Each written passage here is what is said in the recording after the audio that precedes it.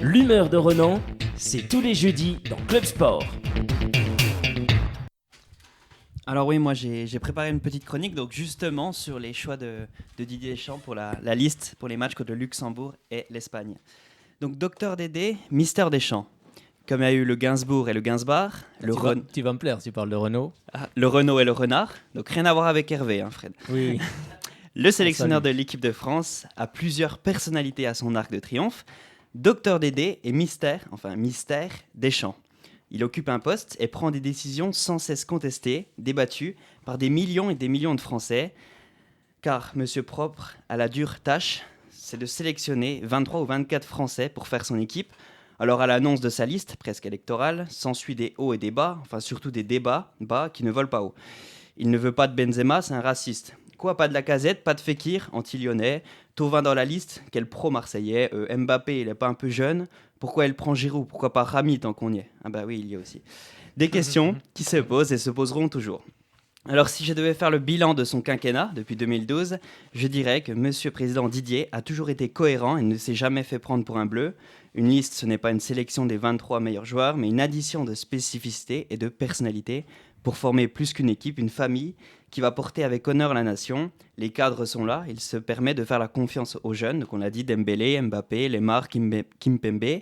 Le choix est souvent cornélien, tant la pépinière de pépites et de talents augmente en France, mais jusqu'ici tout va bien. Et emmener pour la première fois 15 joueurs de Ligue 1, c'est très positif pour notre championnat et notre pays. Ça c'est vrai, c'est bien de le souligner. C'est vrai aussi qu'il y a beaucoup de joueurs qui représentent la Ligue 1. Et la Ligue 1, qu'on dise ce qu'on veut, est en tout cas en ce moment en train de progresser. Et c'est pas fini, je pense, dans les années à venir. Ça devient un très grand championnat, avec c'est très serré au-dessus. Oui. Ça devient Et compétition il y a des européenne. buts, et il y a beaucoup de buts. tous les On voit des week-ends. équipes qui vont de l'avant, qui font du pressing. Vous allez entendre justement tout à l'heure, je sais plus quel match c'était, je crois que c'était justement, c'est Lucien Favre qui disait ça à propos du match, je crois que c'était contre Nantes, ouais c'est ça, c'était Nice-Nantes, Nantes, ouais. voilà, c'était Nantes-Nice, il jouait là-bas je crois, non? À Nantes, ouais. Oui, il jouait à Nantes. Et justement, il parlait de ça avec des équipes, voilà, l'équipe de Nantes qui allait justement au pressing haut, et puis justement, c'était pour rebondir un peu sur ce que tu disais. Ça fait plaisir en tout cas pour le championnat. Tout à fait. Et donc j'ai retrouvé les raisons donc, des sélections de Thauvin, des non-sélections de Lacazette et de Benzema. Donc le Thauvin et le Deschamps. Maître Didier, sur un banc de sélectionneurs, tenait en ses mains une liste. Maître Thauvin, par l'odeur alléchée, lui tint à peu près ce langage. « Et bonjour, monsieur Desvilles et Deschamps, Didier. Que vous êtes intelligent, que vous me semblez bon. Sans mentir, si votre sélection se rapporte à votre perception, vous êtes le Domenech des sélectionneurs de cette France. » À ces mots, Didier ne se sent pas de joie, et pour dévoiler son intelligence, il ouvre ses bras, laisse tomber sa liste. Le Marseillais s'en saisit et inscrit en disant « Mon bon Didier, apprenez que tout flatteur vit aux dépens de celui qui l'écoute. Cette leçon vaut bien une sélection, d'un Marseillais sans doute. » Le Deschamps, honteux et confus, jura mais un peu tard qu'on ne le prendrait plus. Bravo. Voilà. Avec Alexandre Lacazette, donc Alexandre Legrand et Deschamps. Donc le Lyonnais ayant marqué toute l'année se trouva fort dépourvu quand la sélection fut venue. Il ne trouva dans la liste qu'un Mbappé en feu et un Thauvin bien heureux. Il alla crier « Voilà, mais pourquoi ?» chez Deschamps, son bourreau, le priant de lui prêter quelques minutes pour subsister. Jusqu'à la reprise, « Je marquerai, lui dit-il, au Luxembourg, foi de Lyonnais, avec pénalty et passe D. » Mais le Deschamps n'est pas prêteur, c'est là son moindre défaut, demandez-le à Aymeric Laporte. « Que faisiez-vous pendant l'Euro » dit-il à Alexandrin. « Nuit et jour, en tout venant, je dormais, ne vous en déplaise, ni même à Blaise.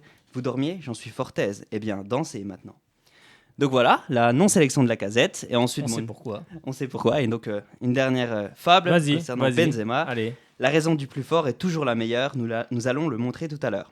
Donc, un Karim se promenait dans le château de Clairefontaine. Un Deschamps survint un Jean qui cherchait la droiture et que les questions en ces lieux se posaient. « Qui te rend si hardi de troubler mon équipe ?» dit sera Deschamps plein de hip. « Tu seras viré de ta témérité. »« Wesh Didier, répond Benzé, vas-y, t'énerve pas. Mais plutôt, faut que tu saches que je chichatais tranquille posé dans le courant, plus de 20 pas vers ton équipe de bouffons.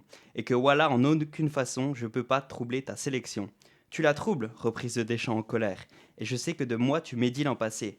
Comment j'aurais fait, gros, j'en étais même pas sélectionné, reprit Karim. J'étais au tribunal pour la sextape du petit nain. Si ce n'est toi, c'est donc ton frère. J'en ai pas, Starfoula. C'est donc quelqu'un des tiens, car vous ne m'épargnez guère, vous Hatem, Ménez, Nasri et compères. On me l'a dit, il faut que je vous vire. Là-dessus, au fond de Clairefontaine, le Deschamps le rejette et puis le renvoie à Bernabéu sans en attendre son procès.